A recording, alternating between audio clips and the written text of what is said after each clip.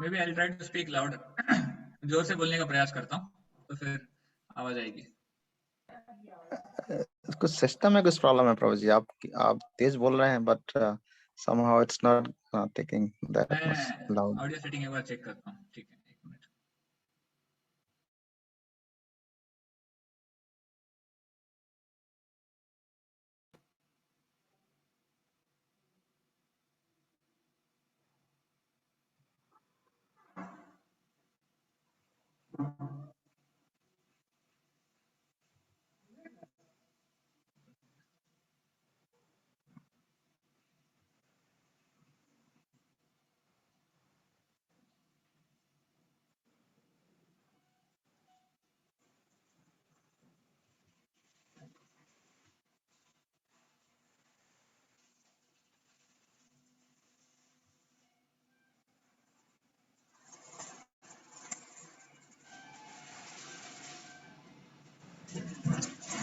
Is it okay?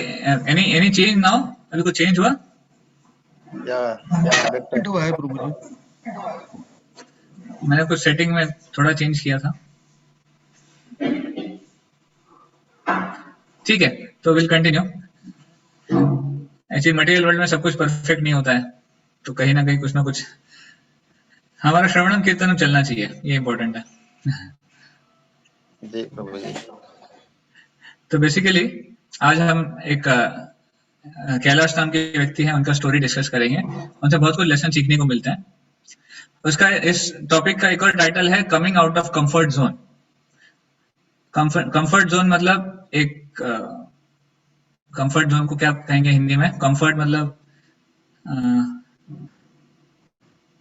कैसे कहेंगे आप कंफर्ट जोन को, अंजन प्रो? आरामदायक स्थिति है, मतलब हम आराम से हैं, मतलब निश्चिंत हैं। हाँ, आरामदायक स्थिति। ठीक है, तो coming out of comfort zone मतलब हमको आरामदायक स्थिति से बाहर निकलना है। तो आप कहेंगे क्या क्या करना क्या है फिर आरामदायक स्थिति बाहर निकल के? तो एक्चुअली आज हम उससे सीखेंगे कि आरामदायक स्थिति क्यों हमारे लिए डेंजरस है।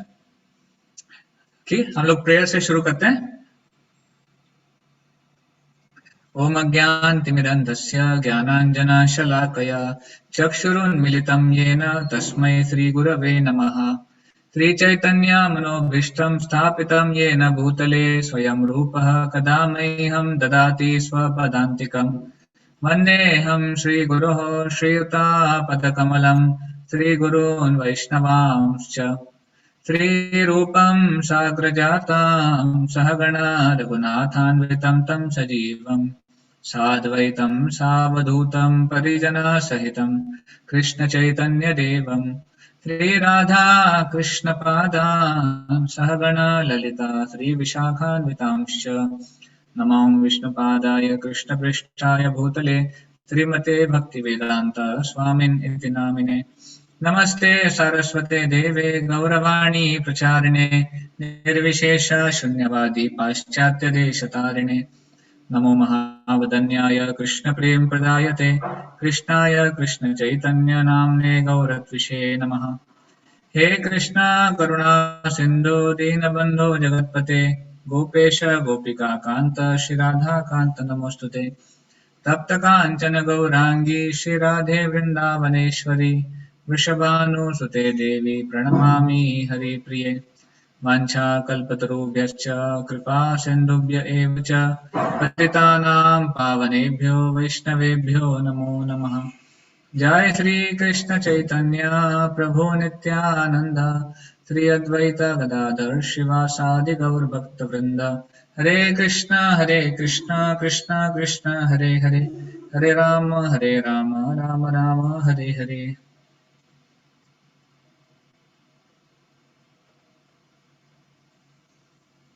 हरे Krishna. So as we discussed, our topic will be coming out of comfort zone, आरामदायक स्थिति से थोड़ा बाहर निकलना। और उसको उस चीज को डिस्कस करने के लिए जो एक उदाहरण है कैलाश, उनसे उस चीज में हम बात करेंगे। ओके, देखिए हम सब अभी एक लेवल से आध्यात्मिक जीवन का एक प्रैक्टिस करने का प्रयास कर रहे हैं all of us are trying to practise spiritual life to some level और द अदर, राइट। और हमारे जो बेसिक सेशंस हुए हैं उसमें हमने पढ़ा है कि हम आत्मा है, हम शरीर नहीं है। आत्मा होने के नाते हमारा भगवान से शाश्वत संबंध है, और भगवान के धाम जाना, गोलोक वृंदावन जाना, ये हमारे जीवन का उद्देश्य है। भगवान से अपना संबंध वापस जोड़ना, ये हमारे जीवन का उद्देश्य है। तो स्पिरिचुअल लाइफ या फिर भक्तिमय जीवन प्रैक्टिस करते वक्त कभी कभी एक स्टैग्नेंसी आ जाती है, कभी कभी एक कुछ होता है ना, जब आप कुछ चीज को रेगुलर बहुत समय के लिए करते हैं तो वो चीज एक रूटीन में आ जाती है, और रूटीन में कभी कभी चीजों की जो इंटेंसिटी है वो डाउन हो जाती है। इंटेंसिटी में उसके जो उसको प्रैक्टिस करने की जो गहराई है हमारी या फिर तीव्रता है वो डाउन हो जाती है। तो आध्यात्मिक जीवन में भी ये चीजें बहुत एप्लीकेबल है। देखिए मटेरियल वर्ल्ड है, भौतिक दुनिया में ये चीज होना स्वाभाविक है। भौतिक दुनिया में हर चीज नीचे आती है, तो हमारी चेतना का भी स्तर नीचे आता है अगर हम उसको ठीक से बनाए न रखे तो। पर ऑन द कॉन्ट्ररी आध्यात्मिक जगत ऐसा नहीं है। आध्यात्मिक जगत जो हमारा नित्य धाम है, हमारा शाश्वत धाम है, वहां पर एक्चुअली भागवत में इसके बारे में बहुत डिटेल में वर्णन आता है कि आध्यात्मिक जगत कैसा है। आध्यात्मिक जगत ऐसा है, वहां पर हम सभी जीवात्माओं का भगवान से शाश्वत संबंध है। वहां पर बहुत प्रेममय संबंध है, वहां पर ज्ञान है, वहां पर खुशी है, वहां पर अच्छा बर्ताव है, वहां पर दुख नहीं है, वहां पर कोई किसी प्रकार की कोई व्याधि नहीं है, किसी प्रकार की पीड़ा नहीं है। वहां पर ना भूख है, ना प्यास है, वहां पर ना काम क्रोध लोभ मोह कुछ नहीं है। वहां पर ना जन्म मृत्यु जरा व्याधि, ये 4 ताप भी नहीं है। वहां पर आध्यात्मिक आदि भौतिक आदि दैविक ये 3 ताप भी नहीं है। वहां पर सब कुछ आनंदमय है। ये आध्यात्मिक जगत है, आध्यात्मिक स्थान है। चिंतामणि प्रकर सद्म शुक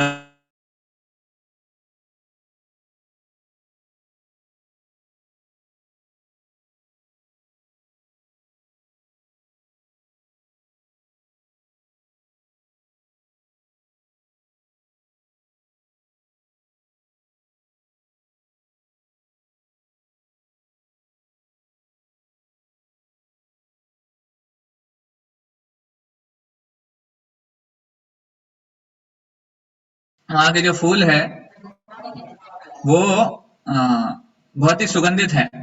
पर जब वहां पे तुलसी महारानी, तुलसी देवी, तुलसी का जो पत्ता है वो भगवान की सेवा में आता है तो सभी फूल उनको नमन करते हैं। इस प्रकार वहां पे जो पशु हैं उनमें कोई द्वेष नहीं है।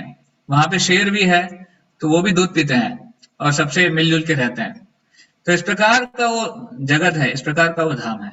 वहां पर कोई व्याधि नहीं है, वहां पर कोई वायलेंस नहीं है, वहां पर कोई किसी को कुछ हानि नहीं पहुंचाते हैं। सब मिलजुल कर प्यार से भगवान की सेवा में लगे हुए हैं। ये वहां का भाव है। वहां का भाव क्या है आध्यात्मिक जगत का? हम सब सेवा करना चाहते हैं, हम सब एक दूसरे की सेवा करना चाहते हैं, एक दूसरे को प्रोत्साहन देना चाहते हैं। कोई वहां पर अपने आप को बड़ा नहीं दिखाना चाहता, भले उसके पास सारे गुण हैं, पर वो चाहता है कि नहीं दूसरे भगवान की सेवा में आगे बढ़े। यह आध्यात्मिक जगत का भाव है। और भौतिक जगत बिल्कुल इसके विपरीत है, इसके कॉन्ट्ररी है। यहाँ पर सब निगेटिव क्वालिटीज यहाँ पर आ जाती है भौतिक जगत में। तो इसलिए आध्यात्मिक जगत इतना सुंदर है, वहां पर भगवान केंद्र बिंदु में है और सब कुछ उनके इर्द गिर्द कार्य होता है। तो क्यों ना, कौन है जो वहां नहीं जाना चाहेगा? जिसको भी उसके प्रति ज्ञान है, जिसको भी उस जगत के प्रति श्रद्धा है, वहां जाने का प्रयास करेगा। इसलिए हमारे वैदिक शास्त्रों में कहा जाता है तमसो मां ज्योतिर्गमय, असतो मां सद्गमय, मृत्योर्मा अमृतम गमय, है ना। तो मृत्योर मां अमृतम गमय मतलब मृत्यु के स्थान, ये मृत्यु लोक है, हमारा जो लोक है मृत्यु लोक है। यहाँ पर मृत्यु होती है, प्रत्येक चीज का ह्रास होता है, खत्म होती है, नष्ट होती है। पर मृत्योर्मा अमृतम गमय, हमें ऐसे स्थान जाना चाहिए वहां पर जहां पर अमृत है, मतलब मृत्यु नहीं होने वाली है, ऐसा है। और वो धाम कौन सा है? वो है भगवान का शाश्वत धाम, गोलोक वृंदावन धाम या फिर वैकुंठ धाम, जहाँ पर जो हमारे जीवन का उद्देश्य है, जो हमारे आध्यात्मिक जगत का आध्यात्मिक जीवन जो हम जीने का प्रयास कर रहे हैं, उसका भी उद्देश्य वही है। और इस आध्यात्मिक जीवन में हमें मदद करने के लिए भगवान ने अपने पार्षदों को हमारे यहाँ भेजा हुआ है। तो जो भगवान के शुद्ध भक्त हैं, जैसे नारद मुनि या फिर श्रील वेद व्यास जी, या फिर हमारे जो परंपरा में गुरु हैं, रूप गोस्वामी, सनातन गोस्वामी, षड गोस्वामी आदि वर्ग, या फिर शिला भक्ति विनोद ठाकुर, भक्ति सिद्धांत सरस्वती ठाकुर, शिला प्रभुपाद, ये सब हमें यहाँ पर इस दुनिया में आकर हमें शिक्षा देते हैं कि उस आध्यात्मिक जगत में कैसे जाना है, वहां पर जाने के लिए हमें क्या करना चाहिए। इसलिए जो शुद्ध भक्त हैं उनके एसोसिएशन की महिमा शास्त्र में बहुत गाई जाती है। ऐसे बताते हैं, लव मात्र साधु संग सर्व सिद्धि होय। किसी साधु का, शुद्ध भक्त का लव मात्र मतलब 1 सेकंड का भी कुछ भाग, पूरा 1 सेकंड भी नहीं है, लव मतलब 1 सेकंड को भी कुछ पार्ट में डिवाइड किया जाता है, उसको लव कहते हैं। तो लव मात्र साधु संग, इतना भी अगर साधु संग हमें प्राप्त हो जाए, सर्व सिद्धि होय, उससे हमारा जीवन सार्थक हो जाएगा, जीवन में सिद्धि प्राप्त हो जाएगी। तो साधुओं का संग कितना महत्वपूर्ण है हमारे जीवन में, ये हमारे शास्त्रों में इसके बारे में बहुत डिटेल में डिस्क्रिप्शन आता है। और साधु, जो साधु होते हैं उनका क्या नेचर है, वो कौन होते हैं? वो भगवान के अनन्य भक्त हैं, जिनके मन में भगवान की भक्ति, भगवान से प्रेम के व्यतिरिक्त और कोई विचार नहीं है, और वो ये देखना चाहते हैं कि प्रत्येक जीवात्मा भगवान की सेवा में लगे। वो असली साधु होता है। वो अपने जीवन का संघर्ष कर कर अपने जीवन में कभी सुख की अभिलाषा नहीं करते हैं, और प्रत्येक जीवात्मा को वो भगवान की भक्ति देना चाहते हैं, भगवान से जोड़ने का प्रयास करना चाहते हैं। इनफैक्ट जब जीवात्मा भगवान से नहीं जुड़ता है या फिर भगवान की भक्ति नहीं अपनाता है, तो साधुओं को बुरा लगता है। जो शुद्ध साधु होते हैं उन्हें बुरा इस बात का लगता है कि ये जीवात्मा भटक रहा है, ये जीवात्मा दुखी है, इसको भगवान से जुड़कर सुख मिलेगा, पर ये नहीं करना चाह रहा है। तो बार बार वो प्रयास करते हैं। साधुओं का स्वभाव क्या है? तितिक्षवा कारुण्य का। तितिक्षवा है, वो टॉलरेंट होते हैं, भले ही लोग उनको धिक्कार देते हैं, उनको धुतकारते हैं या फिर उनको मना करते हैं कि हमें आपसे नहीं सुनना है, पर साधु उनका स्वभाव होता है कि वो तितिक्षवा होते हैं, वो बार बार लोगों के पास जाकर उनको भगवत ज्ञान का संदेश देने का प्रयास करते हैं और उनको भगवान के प्रति प्रेरित करते हैं। इस प्रकार तो साधु, श्री प्रभुपाद जी जैसे साधु हैं, नारद मुनि जैसे साधु हैं, इनकी बदौलत या फिर इनकी कृपा से हम अपने जन्म मृत्यु के चक्कर को खत्म करने का प्रयास कर रहे हैं। अदरवाइज हम सब एक दूसरे से पूछ सकते हैं, हम जब जन्म लिए थे हम किस स्थिति में थे, और हमारा कोई उद्देश्य भी नहीं था आध्यात्मिक जीवन प्रैक्टिस करना, बट अभी हम आध्यात्मिक जीवन से जुड़ रहे हैं, जुड़ने का प्रयास कर रहे हैं, हम जप कर रहे हैं, प्रभुपाद जी की किताबें पढ़ रहे हैं। ये क्यों, मतलब ये हम जीवन में क्यों करना चाह रहे हैं? क्योंकि हमारा एक उद्देश्य इन्होंने हमको दिया है, इन्होंने हमें जन्म मृत्यु से परे जाने का एक रास्ता दिखाया है। तो ये उनकी महानता है, ये उनकी हमारे ऊपर अनुकंपा है ना। तो इसलिए ऐसे साधुओं को हमें जीवन में बहुत सम्मान करना चाहिए। तो ऐसे एक साधु नारद मुनि और एक व्यक्ति कैलाश, उनकी कहानी हमारे पुराण में आती है। तो ये कथा इस प्रकार है।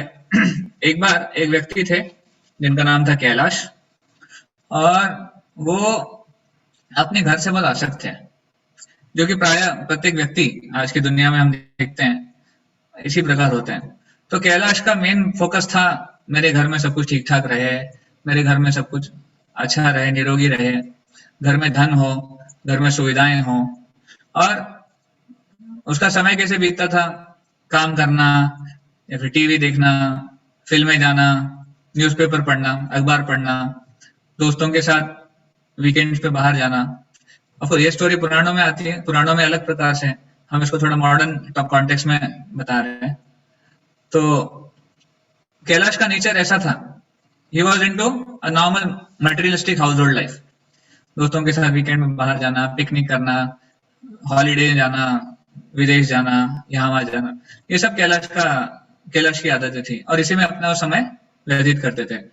हालांकि वो नास्तिक नहीं थे, वो आस्तिक थे, पर हमेशा जब भी मंदिर जाते थे तो भगवान से कुछ ना कुछ मांगते रहते थे कि हमको ये दे दो, हमको वो दे दो, ये कमी है, वो नहीं है।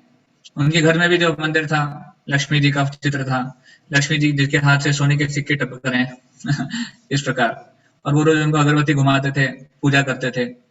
ये होते हैं जो आस्तिक होते हैं, और जो केवल एक पुण्य के स्तर पर रहना चाहते हैं, ये उनका स्वभाव होता है। मंदिर जाते हैं, माथा टेकते हैं, पूजा करते हैं, और उनकी जो इच्छाएं हैं वो परिवर्तित नहीं हुई हैं। वो क्या मांगते हैं? हमेशा भगवान से कुछ ना कुछ भौतिक वस्तु का ही मांग करते हैं। इस प्रकार तो कैलाश जैसे लोग, इनको पायस मटेरियलिस्ट कहा जाता है। इनको भौतिकतावादी, जो कि पायस है, जो पुण्य कर्म में लगे हुए हैं, ऐसा कहा जाता है। ये वो जो भौतिकतावादी लोग हैं, जो पुण्य कर्म में लगे हुए हैं, वो ये नहीं देख पाते हैं कि भौतिक जीवन एक नश्वर जीवन है। यहाँ पर सब कुछ टेम्पररी है, सब चीज का ह्रास होने वाला है। वो ये नहीं देख पाते हैं। वो नहीं समझ पाते हैं कि उनकी भी मृत्यु होने वाली है, और मृत्यु के बाद उन्होंने जीवन में क्या किया है, क्या उनके विचार हैं, उसके अनुसार उन्हें अगला जन्म मिलेगा। तो एक प्रकार से वो कृपण बुद्धि होती है। कृपण बुद्धि मतलब बहुत ही छोटी सोच। हमने इसके बारे में चर्चा की है पिछले सेशन में, कुछ सेशन में। कृपण और ब्राह्मण दोनों में अंतर क्या होता है। तो वो कृपण बुद्धि के होते हैं, बहुत ही छोटी सोच रखते हैं। उन्हें लगता है मैं और मेरा घर परिवार ये अगर ठीक ठाक हो जाए तो बस जीवन में हमने सब कुछ प्राप्त कर लिया, हमें सुख सुविधाएं मिल जाए, ये सब हो गया। तो वो कभी अपना और भगवान का संबंध जोड़ने का प्रयास नहीं करते हैं। वो आत्मा के स्तर पर कभी नहीं सोच पाते, और उन्हें तो कभी इस उद्देश्य के प्रति उनको जानकारी नहीं होती है कि जीवन का उद्देश्य भगवत धाम जाना भी है। वो उनके लिए मायने नहीं रखता है। तो शास्त्रों में प्रहलाद महाराज के सेक्शन में भी आता है कि मनुष्य जीवन कितना रेयर है, पर हम उसको कैसे बिता देते हैं, है ना। मनुष्य जीवन, एक मान लीजिए एक एवरेज लाइफ स्पैन लिया जाए 100 साल का। जो कलयुग में एक एवरेज लाइफ स्पैन है 100 साल की है। हालांकि अभी तो 100 साल भी कोई जीता नहीं है, 100 साल भी जी लिया तो बहुत बड़ी बात हो गई। पर एक 100 साल का एक लाइफ स्पैन अगर पकड़ा जाए तो पहला चौथाई, एक चौथाई जो हमारा जीवन है शुरुआत का, जन्म से लेकर 25 साल में, वो किस में जाता है? लर्न एंड टू ग्रो, सीखने में और बढ़ने में। तो उस समय व्यक्ति जो है वो किताबों का अध्ययन करते हैं, और मतलब स्कूल में जाते हैं, किताब पढ़ते हैं, बड़े होते हैं, तो केवल शारीरिक रूप से बड़े होते हैं। पर एक्चुअली शास्त्र बताते हैं कि हमें केवल शारीरिक रूप से बड़े नहीं होना है, हमें अपने चेतना के स्तर पे भी बड़ा होना चाहिए। क्योंकि ये जो समय है, शुरुआत की जो 25 साल, 0 to 25 और 1 to 25 व्हाटएवर, ये जो 25 साल का जो समय है हमारे लिए बहुत महत्वपूर्ण समय है। इसमें हम अगर अच्छा ट्रेनिंग प्राप्त करते हैं तो इस ट्रेनिंग के बल पे हमारा जीवन बहुत ही सुदृढ़ हो सकता है, बहुत ही अच्छा हो सकता है। तो प्रहलाद महाराज कहते हैं, कौमारम आचरित प्राज्ञो धर्मान भागवतानिह। कौमारम आचरित प्राज्ञो मतलब भगवान का जो ज्ञान है उसको सीखने की एज है वो क्या होनी चाहिए? 5 साल। 5 साल से हमें शुरू कर देना चाहिए भगवान के बारे में सीखना। तो हालांकि अभी हमारी उम्र बीत चुकी है, हम जितने भी हम माइनस में हैं 5 साल, अभी हमारी जो करंट उम्र है -5 कर लीजिए, उतना हम लोग लेट हो चुके हैं। तो उतना लेट होने के बाद एटलीस्ट अभी हमको इंटेंसिटी बढ़ानी चाहिए। पर आइडियल क्या है? 5 साल की उम्र से ये करना चाहिए, तभी हमें आध्यात्मिक जीवन में मैच्योरिटी आएगी। तो ये तो पहले 25 साल थे। उसके बाद 25 से 50 वो एज क्या है? To engage and to earn. पहला क्या था? 0 to 25, to learn and to grow, सीखना और बढ़ना। दूसरा जो है 25 से 50, that is to engage and to earn, उसमें अपने आप को व्यस्त रखना और कमाई करना, ये उसकी एज है। तो हमें इस उम्र में, इस एज में केवल अपने व्यवसाय में या फिर काम में, ऑफिस में, केवल उसमें एंगेज नहीं होना है। केवल वैवाहिक जीवन में, बच्चों को पालने पोसने में, केवल उसमें एंगेज नहीं होना है, पर एंगेजमेंट हमें आध्यात्मिक जीवन में भी चाहिए। तो ये जो समय है 25 से 50 का, उसमें आध्यात्मिक जीवन में एंगेज होना। कोई अगर गृहस्थ है तो घर परिवार को उसमें एंगेज करना, कोई अगर ब्रह्मचारी है तो अपने मानसिक रूप से उसमें एंगेज होना बहुत जरूरी है। एंड अर्न मतलब कमाई करना। तो केवल भौतिक धन की कमाई करना यही हमारा उद्देश्य नहीं होना चाहिए। इस उम्र में हमें आध्यात्मिक क्रेडिट्स कमाने चाहिए, स्पिरिचुअल क्रेडिट्स, उसको बोलते हैं भक्ति सुकृति। तो भक्ति कर हम जितनी भक्ति के कार्य कर सकते हैं उससे हमें सुकृति मिलती है, वो चीजें हमें अर्न करनी चाहिए। और वो हमारा असली एसेट है। देखा जाए तो हमारा जो धन है, भौतिक धन, वो नश्वर है, इस शरीर के साथ छूट जाएगा। पर हमारी जो भक्ति सुकृति है वो हमारे आत्मा के साथ आगे जाएगी। तो आत्मा जिस किसी शरीर में अगर जाता है, मान लो अगर भगवत धाम नहीं जा पाए, किसी भी शरीर में गए, तो भक्ति सुकृति हमेशा रहेगी। तो ये पीरियड है उसका 25 से 50। उसके बाद बोलते हैं 50 से 75, 50 to 75। इसमें क्या करना चाहिए? To detach and to attach. इसमें आसक्ति को त्यागना भी है, डिटैचमेंट, वैराग्य, और अटैच भी होना है, आसक्ति भी रखनी है। तो क्या किस चीज में? ये जो उम्र है 50 से 75, उस उम्र तक बच्चे बड़े हो जाते हैं, बच्चे अपने अपने लाइफ में सेटल होना शुरू कर देते हैं, अधिकांश समय तक हो भी जाते हैं, उनका एजुकेशन पूरा हो जाता है, कभी कोई मैरिज भी हो जाती है बच्चों की। तो 50 से 75 इस एज में हमें भौतिक जीवन से धीरे धीरे वैराग्य धारण करना चाहिए, in terms of principle, in terms of उसमें ज्यादा मन नहीं लगाना है अपने, और धीरे धीरे हमें अटैच होना है आध्यात्मिक प्रिंसिपल्स के लिए। आध्यात्मिक कार्यों में ज्यादा मन लगाएं, पति पत्नी मिलकर आध्यात्मिक कार्य करें, तीर्थ यात्रा में जाएं। इस प्रकार का हमारा वर्णाश्रम धर्म है। वर्णाश्रम धर्म में इस चीज को करने की मान्यता है। साधु संतों की सेवा करें, उनसे जाके सुने, सबसे महत्वपूर्ण है। तो घर परिवार में भी एक उनका स्थान होता है, जो क्योंकि वो बड़े होते हैं तो लोग उनसे इंस्पिरेशन लेते हैं, उनसे सीखते हैं। तो हमें उनको सिखाना चाहिए कि किस प्रकार भगवान से आसक्त होना है। तो ये जो एज है 50 to 75, ये उसके लिए to detach and to attach. और जो आखिरी जो 25 साल है 75 से 100, वो है to pray and to prepare. उसमें क्या फोकस होना चाहिए? प्रार्थना करें और तैयारी करें। कहाँ की तैयारी करें? जीवन तो अंत होने वाला है, पर अगला जीवन शुरू होने वाला है, तो उसकी तैयारी करना जरूरी है। क्योंकि जर्नी कभी खत्म नहीं होती है, जर्नी जो जारी है, आत्मा की जर्नी कभी खत्म नहीं हो रही है। आत्मा एक शरीर से दूसरे शरीर में प्रवास करता है। तो इसलिए भगवद गीता में भगवान कहते हैं यम यम वापि स्मरण भावम त्यजन त्यन्ते कलेवरम। हाँ, जिस प्रकार का भाव हम ध्यान करेंगे उस प्रकार का अगला शरीर मिलेगा। तो इसलिए ये जो एज है आखिर के जो 25 साल, उसमें हमें प्रार्थना करनी चाहिए भगवान से। हमें निरंतर भगवान के नामों का जप करना चाहिए। सततम कीर्तयन्तो माम यतन्तश्च दृढव्रता। हमारा मन हमेशा भगवान की सेवा में, भगवान के कार्यों में, भगवान से बारे में सुनने में लगना चाहिए और तैयारी करनी चाहिए अगले जीवन की। अगला जीवन कैसे बेहतर हो, कैसे हम भगवत धाम पहुंच सके, इसकी तैयारी करनी चाहिए। तो ये हमारे जीवन जो 100 साल का जीवन है मान लीजिए, उसके जो 4 पार्ट्स हैं हमने वो डिस्कस किए। 0 to 25, 25 to 50, 50 to 75 and 75 to 100, ऐसे। तो कैलाश जो हमने बताया वो अपने भौतिक जीवन से आसक्त थे और अपने ही घर गृहस्थी में लगे रहने का प्रयास कर रहे थे। उनको आध्यात्मिक चेतना बिल्कुल नहीं थी। तो एक दिन ऐसे होता है कि नारद मुनि ये भ्रमण कर रहे थे और वो कैलाश के पास आए, और साधु संत का स्वभाव है, वो सबको भगवत चेतना देना चाहते हैं। तो नारद मुनि कैलाश से कहा कि देखो कैलाश, भगवान ने मुझे ये परमिशन दिया है कि मैं जिस किसी को चाहूं उसको वैकुंठ लेके जा सकता हूं। तो आप चलिए मेरे साथ वैकुंठ, मैं आपको भगवत धाम लेके जाता हूँ, वैकुंठ लेके जाता हूँ, और आपको यहाँ के दुख नहीं भोगने पड़ेंगे, आप चलिए मेरे साथ। तो कैलाश उस समय कहे कि सॉरी सर, मुझे माफ कर दीजिए, अभी मेरे बच्चे छोटे हैं तो मैं उनका ध्यान रखता हूँ, मेरा वो अभी जिम्मेदारी है, और मैं बाद में आपके साथ आऊंगा। तो नारद मुनि कहते ठीक है, अभी हम चले जाते हैं, बाद में वापस आएंगे आपको लेने के लिए। इस प्रकार फिर नारद मुनि चले जाते हैं। तो नारद मुनि जैसे संत जो है वो हमारे जीवन में आते हैं हमें याद दिलाने के लिए कि हमारी ड्यूटी क्या है, हमें क्या करना जरूरी है। जैसे एक छोटा बच्चा होता है, वो हमेशा, a small child is always engaged in playing and he doesn't want to study। छोटे बच्चे का स्वभाव क्या होता है? हमेशा खेलना चाहते हैं, कभी पढ़ाई नहीं करना चाहते हैं। पढ़ाई करना उनके लिए एक जबरदस्ती, एक तपस्या है उनके लिए पढ़ाई करना।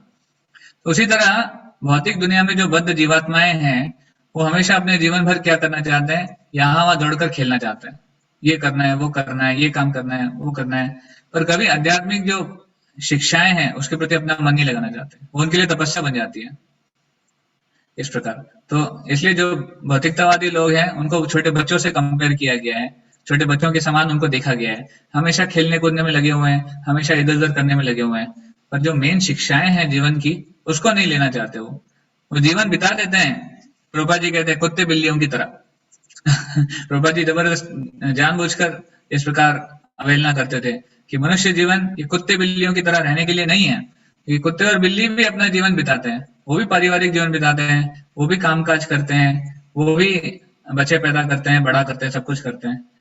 प्रभुपाद जी जब वेस्ट में गए थे पहली बार, तो उन्होंने देखा कि जो बूढ़े लोग हैं वो पूरा समय बिता देते थे गोल्फ खेलने में या फिर चेकर्स खेलने में, ताश खेलने में, पूरा दिन इस प्रकार।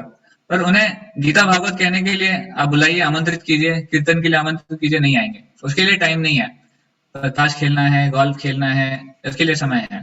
तो प्रभुपाद जी कहते थे इस प्रकार जो जीवन है वो हम वेस्ट कर रहे हैं। मनुष्य जीवन इसके लिए नहीं है कि हम उसको वेस्ट कर दिया जाए। बाल्यावस्था क्रीडा सक्तम, तरुणावस्था तरुणी रक्तम, शंकराचार्य भी कहते हैं जब बचपन में जब बच्चे छोटे होते हैं तो क्रीड़ा से आसक्ति होती है, खेलने से आसक्ति होती है। तरुण अवस्था में जब तरुण उम्र में आ जाते हैं तो लोगों को तरुणी सकता, उनका ऑपोजिट सेक्स, एक पुरुष को स्त्री और स्त्री को पुरुष का आकर्षण होता है। वृद्धावस्था चिंता मग्नम, शंकराचार्य कहते हैं वृद्धावस्था में जब बूढ़े हो जाते हैं तो हमेशा वो चिंता में रहते हैं। परम ब्रह्मणि कोटि न सक्तम, पर किसी भी स्थिति में, ना बाल्यावस्था में, ना तरुणावस्था में, ना वृद्धावस्था में वो भगवान के बारे में सोचता है, किसी भी स्थिति में नहीं सोच पाता है, हमेशा कुछ ना कुछ और ही सोच पाता है। तो इसलिए हम ऐसा नहीं सोचना चाहिए कि जब मेरा जीवन एकदम फिट हो जाएगा या फिर जब भौतिक जीवन एकदम स्टेबल हो जाएगा तब मैं भक्ति करूंगा, जब सब कुछ ठीक ठाक चलेगा तब मैं भक्ति करूंगा। ऐसे नहीं सोचना चाहिए हमको। ये सोचना तो ऐसे हो गया जैसे समुद्र में लहरें जब खत्म हो जाएंगी तब हम समुद्र में चलेंगे, तैरेंगे। आप बताइए समुद्र की नहरें कभी खत्म होने वाली है? कभी नहीं। तो उसी तरह भौतिक जीवन में उतार चढ़ाव, ऊंच नीच, कुछ ना कुछ चलने ही वाला है। कभी ऐसा नहीं समय आएगा कि आपके पास बहुत समय अभी बैठ के भक्ति करने के लिए, जप करने के लिए, ऐसा नहीं होता है कभी। तो इसलिए हमें तीव्रता से भक्ति करनी चाहिए। गजेंद्र का उदाहरण हम ले सकते हैं। गजेंद्र के बारे में आपने सुना होगा कि गजेंद्र जब पानी में थे तब घड़ियाल से उनका युद्ध चल रहा था और घड़ियाल ने उनको पकड़ लिया था। तब उन्हें दिखाई दिया कि और कोई रास्ता नहीं है और कोई तरीका नहीं है भगवान की शरण लेने के अलावा। तो गजेंद्र ने भी भगवान की शरण ग्रहण की थी। आई एम सॉरी। तो हमें गजेंद्र से सीखना चाहिए कि गजेंद्र ने भगवान की शरण ग्रहण करने में काफी समय लगा दिया था। एटलीस्ट हमें उस प्रकार नहीं करना चाहिए। माम अनुस्मर युद्धच, हम भौतिक दुनिया में अपनी जो जिम्मेदारियां हैं उसको भी ठीक से पालन कर सकते हैं। एट द सेम टाइम जो हमारी आध्यात्मिक जिम्मेदारियां हैं उसको भी साइड बाय साइड पालन करना चाहिए। इसलिए गीता में कहते हैं माम अनुस्मर युद्धच, भगवान अर्जुन से कहते हैं आप युद्ध करो, मुझे ध्यान में रखते हुए युद्ध करो। ऐसा नहीं है कि आपको युद्ध बंद कर देना है मुझे ध्यान करने के लिए, नहीं। और ऐसा भी नहीं है कि आप अगर युद्ध कर रहे हो तो पूरी तरह युद्ध में ही लगे हो, मुझे ध्यान नहीं कर रहे हो, नहीं। माम अनुस्मर युद्धच, मुझे भी ध्यान रखिए और युद्ध भी करिए, तो वो भक्ति हो जाएगी। उसी तरह हम भी अपनी ड्यूटीज करें पर भगवान की भक्ति भी करें, भगवान को ध्यान रखें, भगवान के नाम का जप करें, ऐसे। तो कुछ साल बाद नारद मुनि वापस आए। नारद मुनि कैलाश को कहते हैं कि अभी कैलाश आप तो अभी थोड़े बूढ़े भी हो गए हो, आपके बच्चे भी अभी बड़े हो गए, सेटल हो गए, तो आ जाइए अब हम चलते हैं वैकुंठ, भगवान के धाम। कैलाश कहते हैं नारद मुनि देखिए बच्चे तो बड़े हो गए हैं, अपने पैर पे खड़े भी हो गए, पर अभी मेरे पास मेरे पोते हैं, मेरी पोतियां हैं, उनको मेरी जरूरत है। और उनको खिलाना पिलाना, उनको टहलने ले जाना, उनको नहलाना धुलना, उनके लिए एंटरटेनमेंट करना, ये मेरा काम है। तो ये मुझे थोड़ा करना पड़ेगा, उसके बाद मैं आता हूँ। तो कैलाश ने ये बहाना दे दिया। उसके बाद नारद मुनि वापस कहे ठीक है हम वेट करते हैं, वापस आएंगे। तो इस प्रकार कैलाश बहाने में बहाने दे रहे थे और आने का प्रयास नहीं कर रहे थे। नारद मुनि जब बहुत साल बाद वापस आए तब उन्होंने देखा कैलाश के घर के बाहर वहां पर एक युवक खड़ा था और उस युवक से पूछा कैलाश को बुलाइए, कैलाश कहाँ है? तो युवक जैसे ही उसने कैलाश का नाम सुना वो फूट फूट के रोने लगा, आंखों में से आंसू निकलने लगे उसके। नारद मुनि ने पूछा कि क्या हुआ? बोले कैलाश मेरे पिता थे। बोले अच्छा आपके पिता थे, कहाँ है अभी वो? बोले वो चल बसे, कैलाशवासी हो गए। नारद मुनि कहा क्या कह रहा हो, कैलाश अभी नहीं रहे? बोले नहीं, बोले बहुत अच्छे थे, बहुत बच्चों का ख्याल रखते थे, हमारा ख्याल रखते थे, हमारे बिजनेस का ख्याल रखते थे, पर अभी चल बसे, अभी नहीं रहे। तो नारद मुनि थोड़ा मायूस हो गए, उनको लगा कि चांद चला गया। मैं कैलाश को कह रहा था कि चलो मेरे साथ वैकुंठ, पर ये नहीं माने, अभी पता नहीं किस शरीर में होंगे, किस योनि में होंगे। तो जैसे ही नारद मुनि वापस मुड़ रहे थे तो वहां पर एक कुत्ता भौंक रहा था, और कुत्ता बहुत जोर जोर से भौंक रहा था। तो नारद मुनि ने देखा उस कुत्ते को, तो नारद मुनि आगे बढ़े तो कुत्ते ने बोलना शुरू कर दिया। कुत्ता के नारद मुनि मैं कैलाश। तो नारद मुनि एकदम चौंक गए, कैलाश तुम कुत्ता बन गए हो? बोले क्या करूं नारद मुनि, मेरे बच्चे हालांकि बड़े तो हो गए पर बहुत ही गैर जिम्मेदार है, वो ठीक से काम ही नहीं करना चाहते। इतनी जो प्रॉपर्टी मैंने संभाल के रखी थी वो उसको बिल्कुल टेक केयर नहीं कर रहे, तो इसलिए मैं कुत्ता बनकर मेरी जो प्रॉपर्टी है उसकी देखभाल कर रहा हूँ। मैं चारों ओर घूमता हूँ यहाँ पर और देखता हूँ कि कोई चोर उचक्के ना आए। अपने खेत में भी जाता हूँ, खेत के भी चारों ओर चक्कर लगाता हूँ कि वहां पर कोई चोरी ना करे। मुझे करना पड़ता है, बच्चे जिम्मेदार नहीं है, क्या करें। तो जब नारद मुनि ने देखा, उन्हें अपना सर पकड़ लिया, तो कैलाश अब तो तुम समझ जाओ, अभी भी मैं तुम्हें लेके जा सकता हूँ, चलो वैकुंठ भगवान के धाम चलो, आप कहाँ इस कुत्ते की योनि में फंसे हो। कैलाश ने बोला भगवान के धाम जाएंगे ठीक है, पर अभी मुझे बहुत काम करना है, बच्चे अभी सुधरे नहीं है और बच्चों को मैं इस स्थिति में छोड़ के नहीं जा सकता, तो कभी बाद में आते हैं, थोड़ी देर बाद। तो नारद मुनि के समझाने पर भी कैलाश नहीं माने, ऑफकोर्स कुत्ते की योनि में जो कैलाश थे, और वो चले गए। उसके बाद काफी वर्षों के बाद वापस नारद मुनि आए और नारद मुनि उस कुत्ते को ढूंढ रहे थे, कुत्ता कहाँ गया, कुत्ता कहाँ गया। तो उस व्यक्ति से पूछा, व्यक्ति भी थोड़े बड़े हो गए थे, व्यक्ति से पूछा वो कुत्ता यहाँ पर एक रहता था, वो कहाँ गया? बोले कुत्ता, वो कितना अच्छा कुत्ता था, उसको देख के मुझे अपने पिताजी की याद आती थी, कैलाश की। वो कहते हैं कि वो कुत्ता हमेशा हमें हमेशा यही रहता था और हमारे घर की रखवाली करता था, खेत की रखवाली करता था, कितना अच्छा कुत्ता था, और अब वो चला गया, वो चल बसा। ओके, क्या कुत्ता भी चल बसा? हाँ, बोले कुत्ता कुछ सालों पहले मर गया। तो अभी वापस नारद मुनि मुड़ गए, मेरे को लगा अभी पता नहीं इस कैलाश का क्या होगा, किस योनि में चला गया है। तो वहां से एक सांप हिस हिस करता हुआ बाहर आया और वो सांप नारद मुनि से बोलने लगा कि नारद मुनि मैं कैलाश। तो सांप नारद मुनि से बात कर रहा है। नारद मुनि बोला क्या कैलाश तुम अभी सांप की योनि में आ गए? बोले हाँ नारद मुनि, अभी सांप की योनि में हूँ। नारद मुनि बहुत उनके ऊपर दया आई कैलाश के ऊपर। नारद मुनि कहा कि कैलाश अब तो मान जाओ, इतना समय हो गया, तुम इतना देख चुके हो, कितनी दुख है, कितनी पीड़ाएं है जीवन में, अब तो चलो वैकुंठ। सांप ने कहा नहीं, अभी भी समय नहीं है, ये जो मेरे बच्चे हैं इनको यहाँ पर ठीक से वो टेक केयर नहीं, मेंटेन नहीं कर पा रहे, तो इसलिए मैं सांप बन के लोगों को डसता रहता हूँ। लोगों को मैं जो इसके ऊपर आंच, मेरी प्रॉपर्टी के ऊपर या फिर मेरी जो फील्ड के ऊपर आंच लाते हैं उनको मैं डसता हूँ, और मैं यहाँ पर उनकी सुरक्षा दे रहा हूँ। तो अभी नहीं आता हूँ, अभी समय नहीं है, बाद में आता हूँ। तो नारद मुनि समझ गए ये कैलाश ऐसे नहीं मानने वाले हैं, और ये कभी अपने स्वयं से कभी नहीं भगवान से जुड़ेगा या फिर भगवान के धाम आएगा। तो नारद मुनि ने सोचा कि इसको सबक सिखाना पड़ेगा। तो उन्होंने गांव वालों को बुलाया और गांव वालों को जाके बोला देखो तुम्हारे यहाँ पे सांप है, सांप है तो तुम्हें काट डालेगा, मार डालेगा। तो तुरंत गांव वाले आ गए लाठी लेकर, 10-12 गांव वाले आ गए सब लाठी लेके, और सांप भाग रहा था, यहाँ वहां भागने का प्रयास कर रहा था। सब मारो मारो सांप को, मारो मारो, इस प्रकार पूरा उसको अधमरा कर दिया, मरने ही वाला था सांप।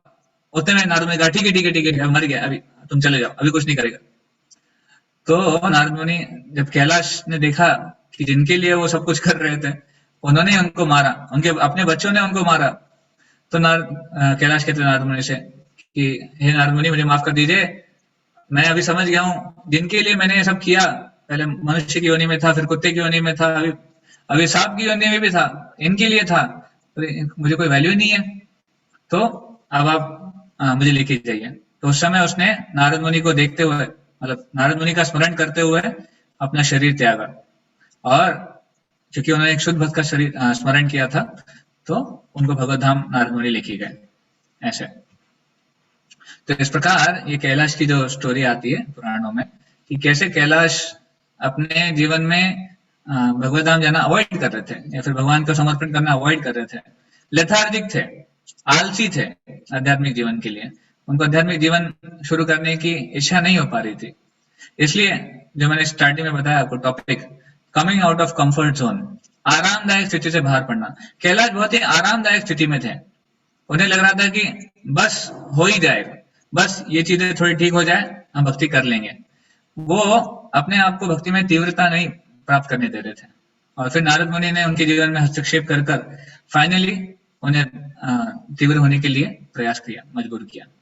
तो हमें भी अपने जीवन में कैलाश से सीखना चाहिए, कैलाश के उदाहरण को दोहराना नहीं चाहिए, हमें कैलाश की तरह कंप्लेसेंट नहीं होना चाहिए। देखिए हम सब अलग अलग एज ग्रुप के हैं, जो भी एज ग्रुप के हम हैं, हम जिस भी स्थिति में हैं, हमें इस स्थिति से तुरंत आगे बढ़कर एक भाव लेना चाहिए कि पता नहीं जीवन में क्या होगा, फ्यूचर किसको पता है। हालांकि कैलाश सोच रहे थे कि थोड़े दिनों बाद मैं इनका टेक केयर कर लूंगा या फिर इनको ठीक से सेटल कर लूंगा फिर आ जाऊंगा, पर हमारे जीवन में कोई गारंटी नहीं है कब क्या होगा, फ्यूचर में क्या होगा, भविष्य में भविष्य की तो बात छोड़ ही दीजिए, कल का हमें कोई गारंटी नहीं है।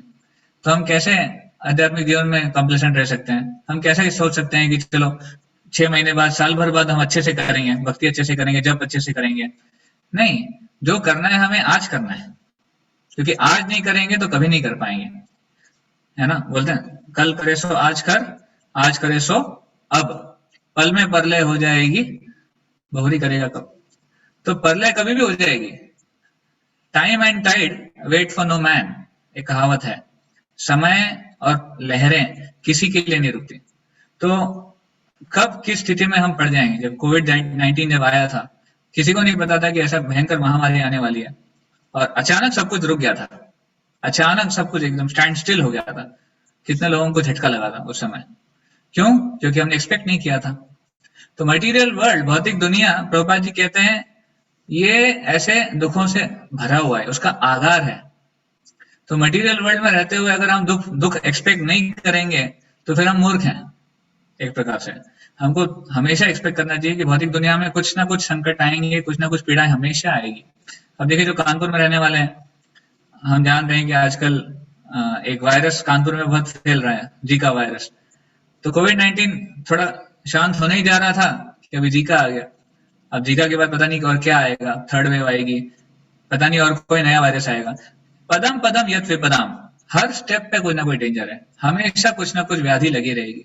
ऐसा कभी नहीं होगा कि चीजें हमेशा के लिए शांत हो गई है, सब कुछ एकदम अच्छे से हो रहा है, व्यवस्थापन अच्छे से हो रहा है, जीवन अच्छे से चल रहा है, बिजनेस अच्छे से चल रहा है, कामकाज अच्छे से चल रहा है। Not going to happen. तो हमें क्या करना चाहिए? भक्त होने के नाते हमें अपने लाइफस्टाइल को बैलेंस करने का सीखना चाहिए। We need to learn how to try to live our life in the society also, at the same time practice our spiritual life with intensity। तो उसके लिए बैलेंस क्या है? हमारा भौतिक जीवन, हमारा आध्यात्मिक जीवन, दोनों साइड बाय साइड चलना चाहिए। जैसे अगर एक कार है, एक कार को अगर चलाना है तो उसके लिए पेट्रोल चाहिए, डीजल चाहिए, सीएनजी चाहिए। बिना उसके इनपुट के कार आगे नहीं बढ़ सकती है। उसी तरह हमारे भौतिक जीवन को भी, भौतिक शरीर को भी खाने के लिए अन्न चाहिए, नींद चाहिए, सोना चाहिए। तो ईटिंग स्लीपिंग, ये हमारे बोलते हैं ना कपड़ा रोटी मकान, रोटी कपड़ा मकान, ये हमारी बेसिक नेसेसिटीज है। इसको पूर्ति तो करना हमारी जिम्मेदारी है। एट द सेम टाइम हमारी आत्मा के लिए भोजन क्या है? वो है भगवान के नाम का जप, वो है भगवान की भक्ति। तो आत्मा का भोजन और शरीर का भोजन दोनों साइड बाय साइड करना चाहिए। आत्मा के भोजन में भगवत गीता का अध्ययन करना, भगवान की सेवा करना, भक्तों का संग करना, ABCD हमने डिस्कस किया था ना, association, books, chanting, diet and E for engagement, ABCDE, वो सब आत्मा के भोजन में आता है। हमें प्रभुपाद जी कहते थे आज का जो सिविलाइजेशन है, it is like saving the coat and letting the person drown. अगर कोई समुद्र में अगर कोई डूब रहा है समुद्र में, तो अगर कोई व्यक्ति जाकर उसका कोट बचाता है और बोलता है कि नहीं मैंने व्यक्ति को बचा लिया, तो वो गलत हो गया। व्यक्ति जो डूब गया, आपने केवल कोट लेके आया। उसी तरह आज के भौतिक समाज, आज के भौतिक दुनिया में हम क्या कर रहे हैं? हम शरीर को बचाने का प्रयास कर रहे हैं। हम शरीर की सुरक्षा के लिए, सुविधा के लिए सब कुछ कर रहे हैं, पर आत्मा के लिए हम ज्यादा प्रयास नहीं करते हैं।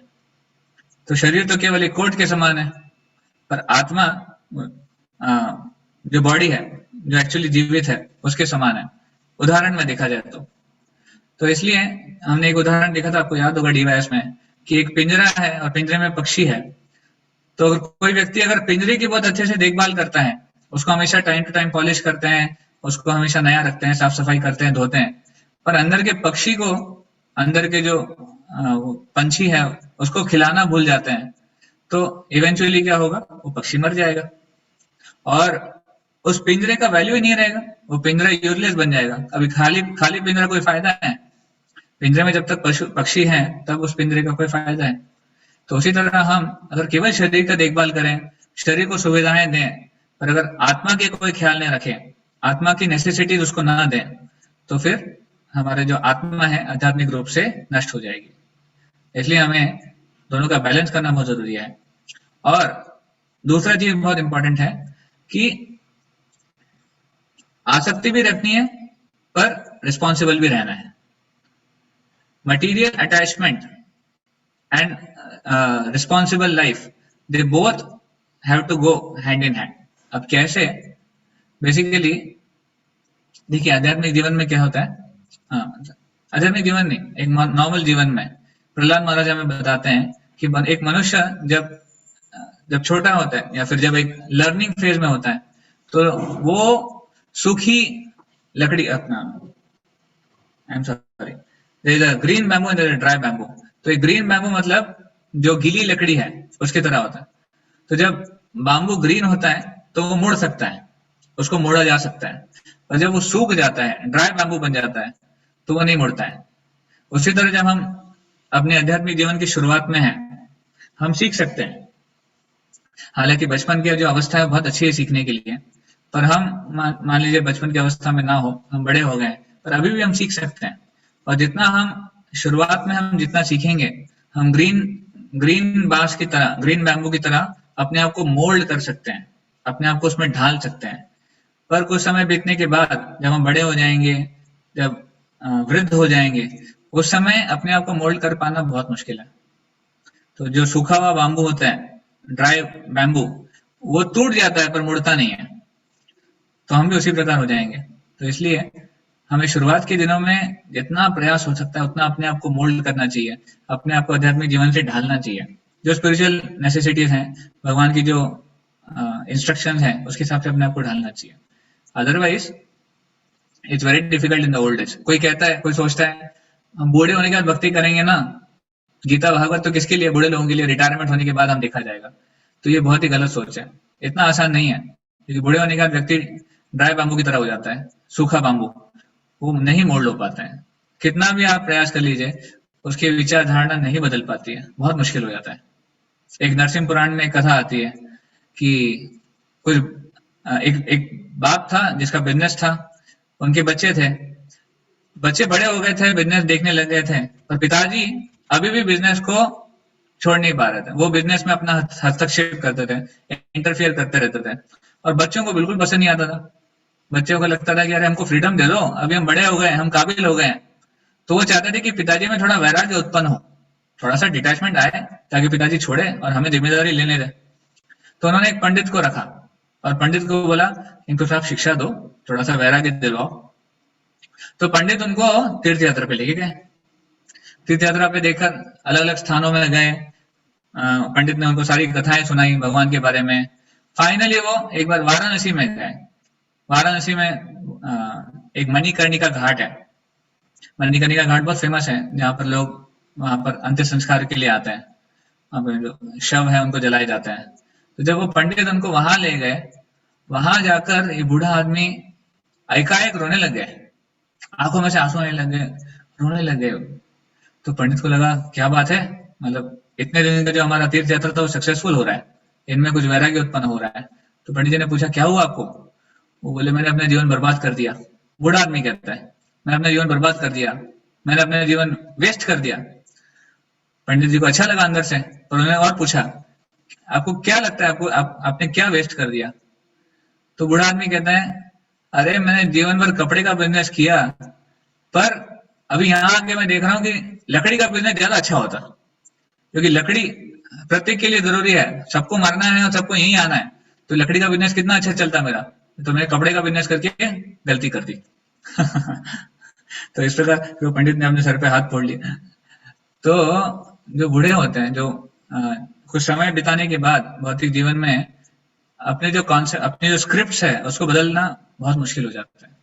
इसलिए ऐसा हमको कभी सोचना नहीं चाहिए कि आध्यात्मिक जीवन बाद के लिए रखते हैं।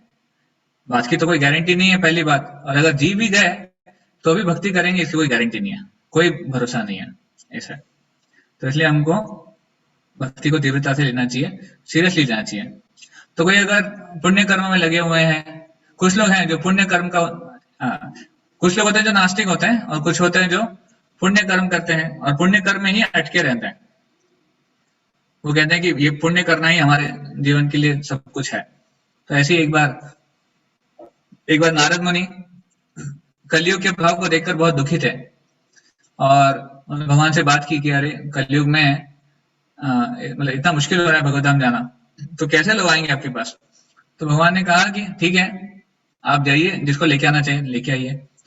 तो कलयुग नारद मुनि जो है यहाँ पर आए, और नारद मुनि ने सोचा कि अच्छा चांस है, मैं सबको बोलता हूँ भगवत धाम चलेंगे, वैसे भी लोग पीड़ित हैं, लोग त्रस्त है, तो चलेंगे सब मेरे साथ।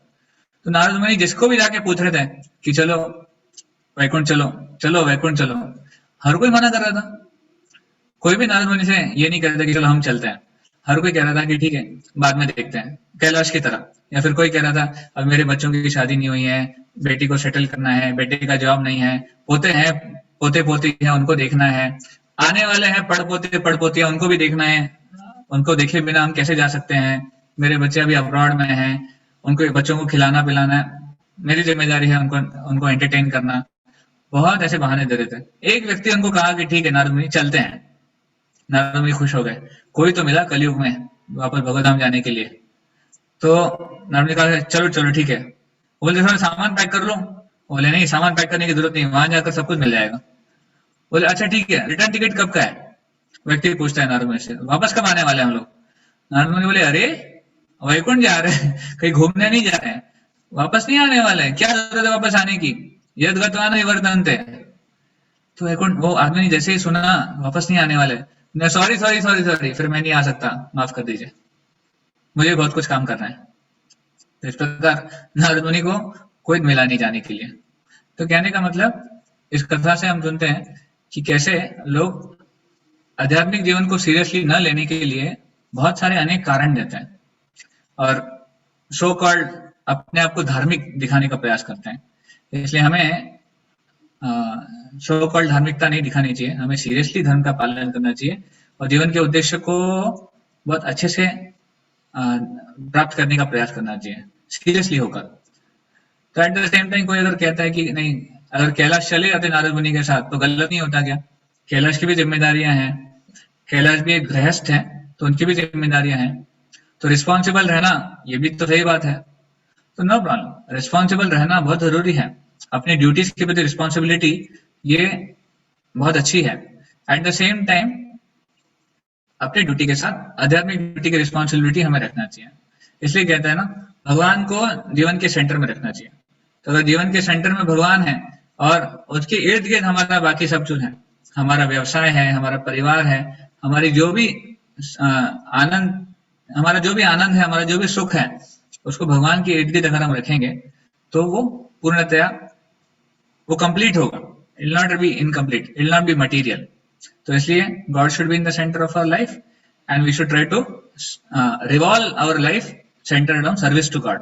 ये हमारी ड्यूटी होनी चाहिए।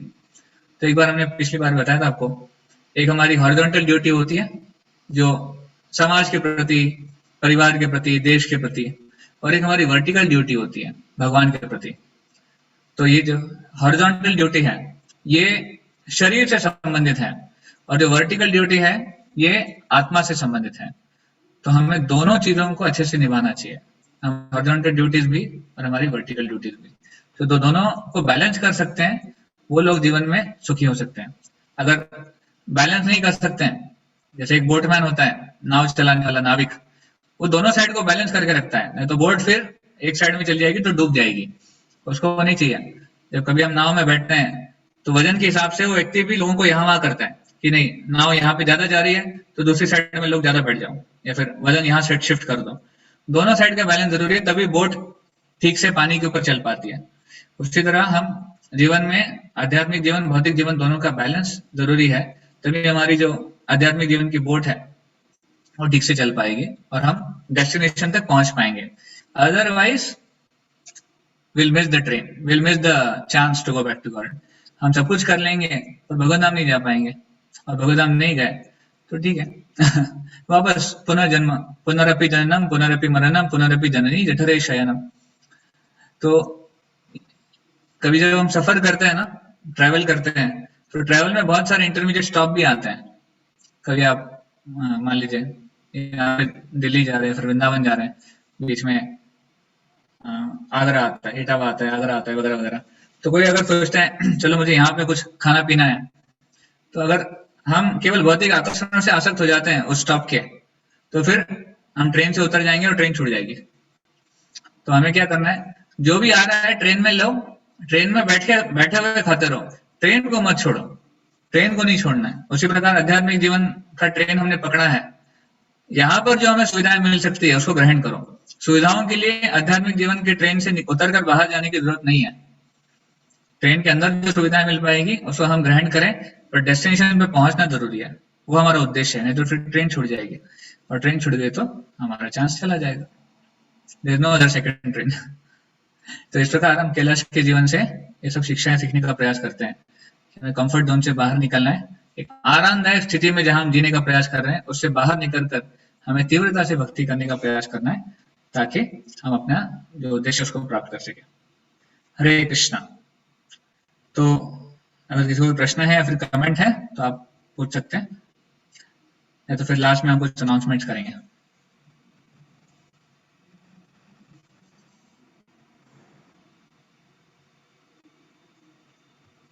सेशन समझ में आया आज का? प्रभु जी। ओके, तो एनी क्वेश्चंस और कमेंट?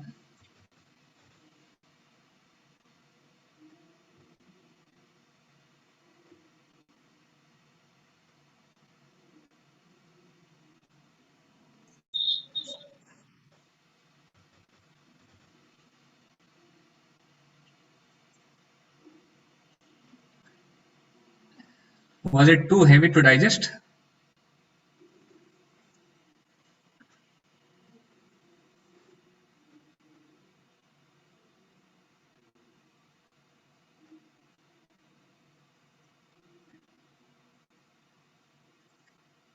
अच्छा, किसी को कोई प्रश्न नहीं है तो हमें लग रहा है कि हमें कुछ पूछना पड़ेगा।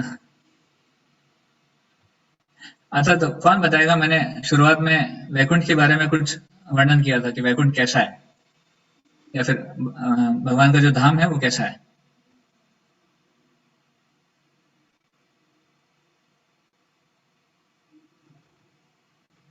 एनीवन? प्रभु जी, आपने बताया था वहाँ पे कल्प वृक्ष हैं और जो भी एनिमल्स वगैरह हैं वो एक दूसरे को मारते नहीं हैं और सब अच्छे से रहते हैं।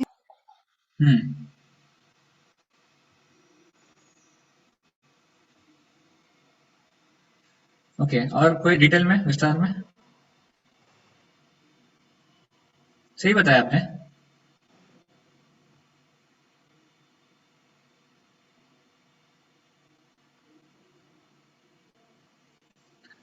मैंने ये बताया था ना, वहां पर व्याधियां नहीं है, वहां पर कोई दुख नहीं है, वहां पर जन्म मृत्यु जरा आदि नहीं है, वहां पर आध्यात्मिक आदि भौतिक आदि दैविक क्लेश नहीं है,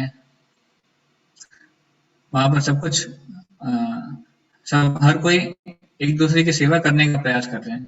ये आध्यात्मिक जगत है।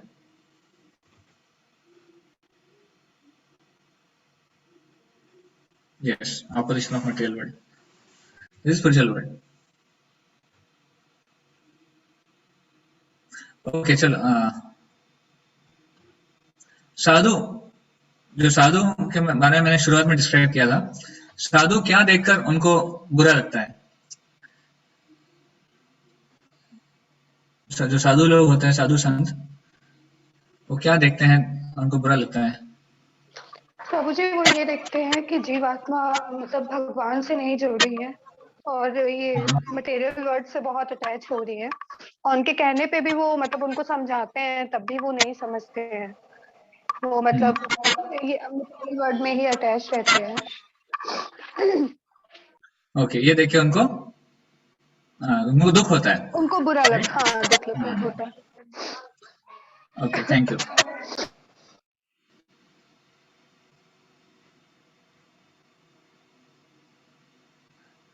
तो मैंने 4 स्टेजेस बताए थे लाइफ के, राइट।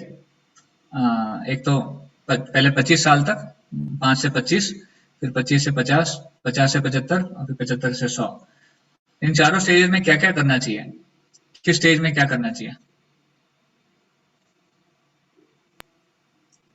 प्रभु जी 25 इयर्स तक हम सीखने की होती है एज, एजुकेशन की, ये आपने बताया था।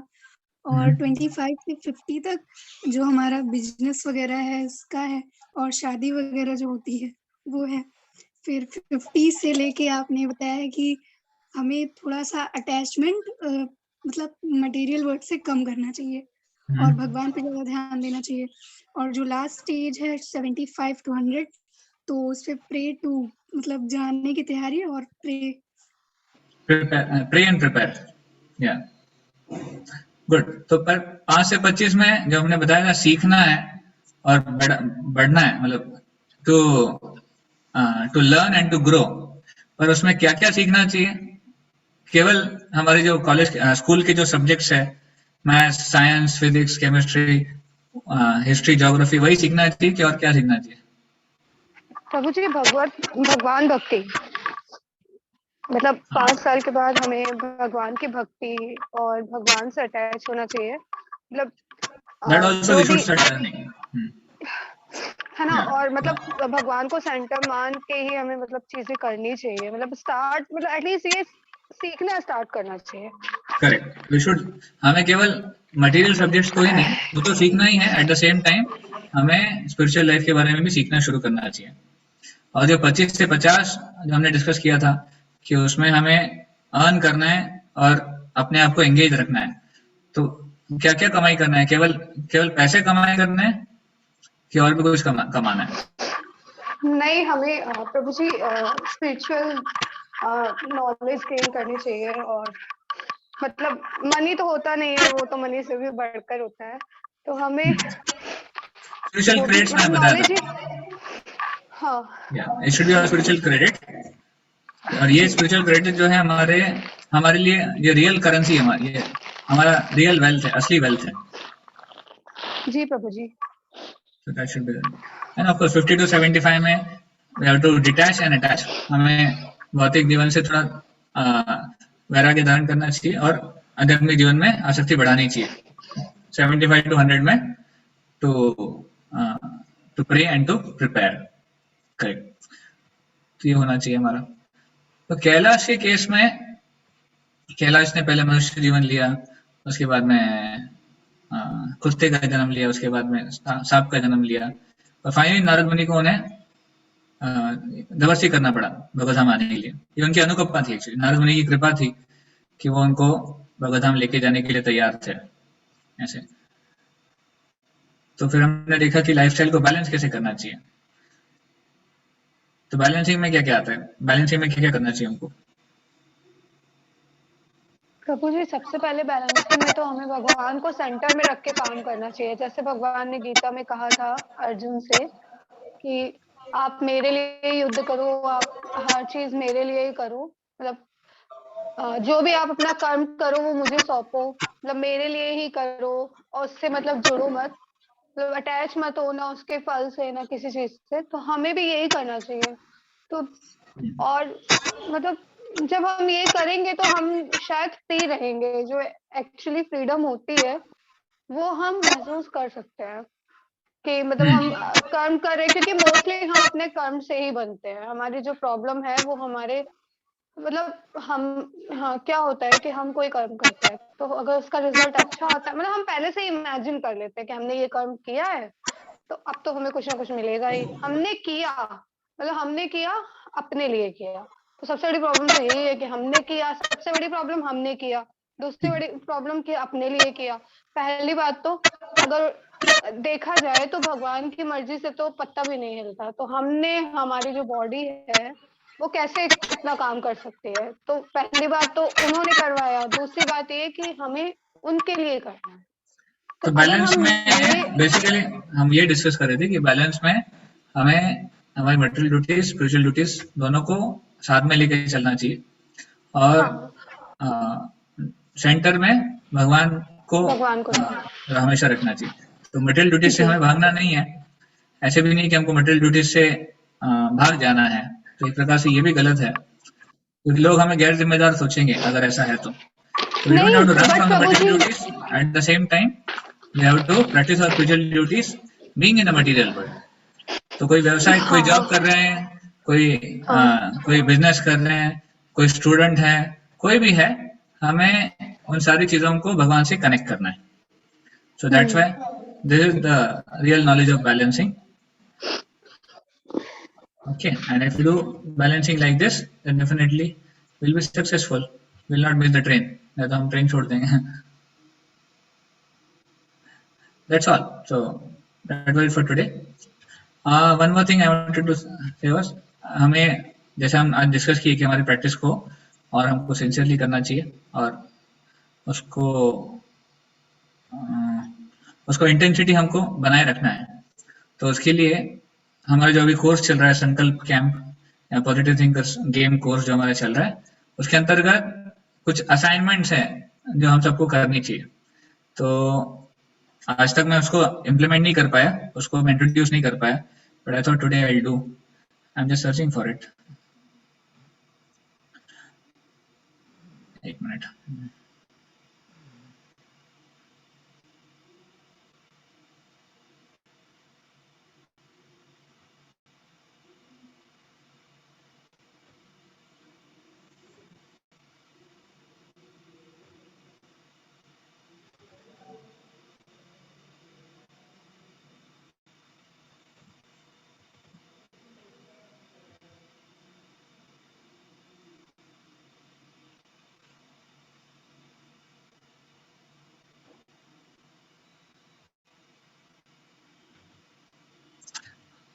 हाँ, ओके, आई गॉट इट।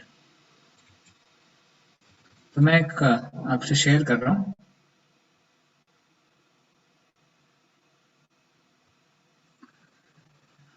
तो आपके सामने ये आपके स्क्रीन पे कुछ प्रश्नावली आपको दिख रही है? जी प्रभु जी। ओके, तो बेसिकली ये असाइनमेंट्स है, ये होमवर्क है जो आप सबको करना है, क्योंकि अगर इसको हम अच्छे से करेंगे तो हमारा नॉलेज भी अच्छे से ग्रो होगा, एक सिस्टमेटिक ढंग से बढ़ेगा। तो ये हमारी इसी कोर्स के आधार पे जो बुक्स है उसमें से ये क्वेश्चंस लिए हैं हमने। तो जैसे यहाँ पे लिखा है भगवद गीता यथारूप प्रश्नावली पहला, तो भगवद गीता का परिचय इस कॉन्टेक्स्ट से है। तो सबके पास पहले बात तो आपके पास कोर्स मटेरियल, कोर्स बुक होनी चाहिए भगवद गीता यथारूप। तो आप में से कोई है जिसके पास भगवद गीता यथारूप नहीं है?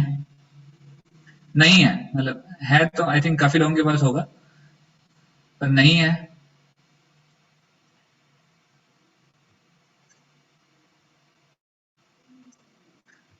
ओके, ठीक है। अगर नहीं है तो आप अंजनपुर से संपर्क कर आप भगवद गीता को ले सकते हैं, हम आपको बता देंगे कैसे प्राप्त करनी है। तो भगवद गीता यथारूप आपके पास होनी चाहिए, और उसमें से ये क्वेश्चंस हैं। तो जैसे भूमिका, जो वहाँ का जो इंट्रोडक्शन है, उसके 1 से 7 पेज नंबर में ये सारे चीजों के आंसर मिल जाएंगे। ये जो भी क्वेश्चन है, 20 क्वेश्चन यहाँ पर दिए हुए हैं, तो 20 क्वेश्चन के आंसर्स आपको इस सेक्शन में मिल जाएंगे। तो ये क्वेश्चंस हम आपको भेजेंगे और इसके आंसर्स आपको लिखने हैं, इधर बाय हैंड और बाय टाइपिंग, बट जो भी है आपको इन आंसर्स को सॉल्व करना है भगवद गीता से पढ़कर। ठीक है, ये तो पहला ये है, क्या कहते हैं, असाइनमेंट है। तो नेक्स्ट वीक हम जब अगला असाइनमेंट देंगे, उसमें हाँ ये 2 है। तो ये सेकंड असाइनमेंट में आप देखेंगे अब यहाँ पर क्लियरली दिखाई नहीं दे रहा है। यहाँ पर कुछ श्लोक नंबर दिए हुए हैं भगवद गीता से, ये कुछ श्लोक हैं, दूसरे अध्याय का 54, 55 ऐसे। तो ये श्लोकों को भी हमें पढ़ना है और उसको याद करने का प्रयास करना है। और ये जो नीचे जो क्वेश्चन दिए हुए हैं ये भी उन्हीं श्लोकों के आधार पर हैं, इस प्रकार। तो ये जो असाइनमेंट्स होंगे उससे दो चीजें हम अकम्प्लिश होंगी, दो चीजें हम पूरी करेंगे।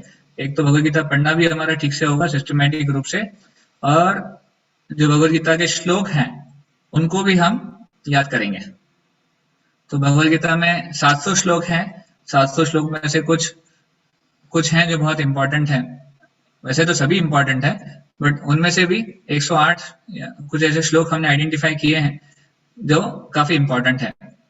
तो इन 108 श्लोकों को हम याद करने का प्रयास करेंगे हमारे इस पूरे टीन्योर में, जितना समय हमें लगता है हम देख सकते हैं।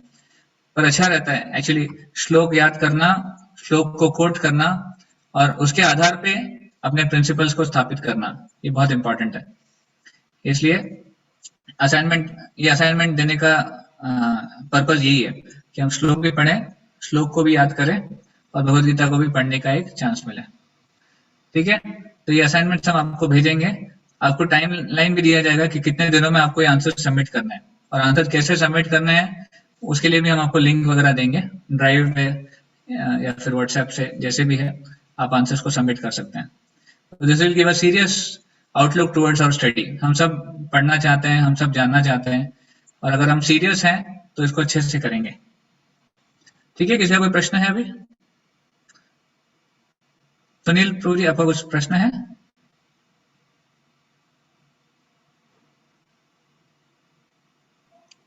प्रभु जी, इनके आंसर श्रीमद् भगवद गीता से ही देने हैं या अपने ओन वर्ड्स में लिखना है? श्रीमद् भगवद गीता यथारूप। ओके प्रभु। भगवद गीता यथारूप में आंसर मिल जाएंगे आपको।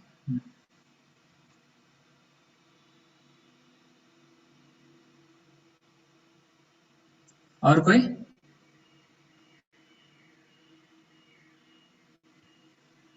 तो प्रभु जी ये ऑनलाइन क्लिक करना है ना आंसर्स को? सबमिशन? जी। हाँ, ऑनलाइन भी कर सकते हैं, या हमें कहीं पेपर पे लिख करके और उसको स्कैन हाँ करके फिर भेजना है? हाँ स्कैन करके भेज सकते हैं। जब भी आप फिजिकली आते हैं कानपुर तो आप उसको सबमिट भी कर सकते हैं। Oh great, okay. जो कानपुर से बाहर है उनको वो ऑनलाइन दे सकते हैं, जो कानपुर में है वो चाहे तो सबमिट भी कर सकते हैं।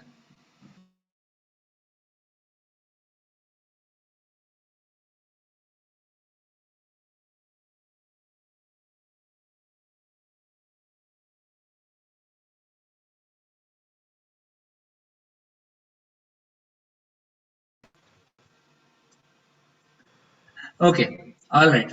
तो कोई प्रश्न नहीं है तो हम यहाँ पे एंड करेंगे। बहुत बहुत धन्यवाद आप सभी का। एक और चीज थी, सॉरी मैं पूछना भूल गया।